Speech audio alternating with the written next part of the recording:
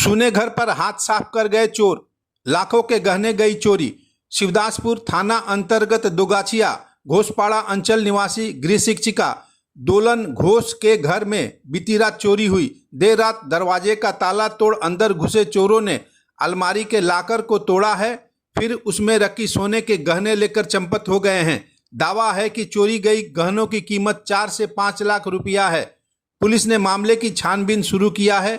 दोलन घोष ने बताया कि इलाके की सीसीटीवी में 2 चोरों की झलक मिली है। ये बोने ओ बाबा ताড়াতাড়ি চল আমাদের গেটটা খোলা, তালা নেই, তালা কোথায় গেল।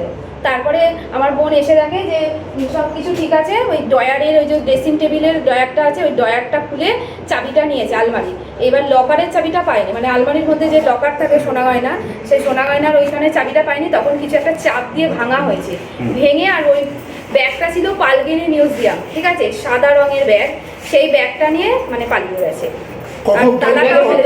আর আমরা সিসিটিভিতে দেখা যাচ্ছে পা দেখা যাচ্ছে এত অবধি, হাফ প্যান্ট পরে আছে,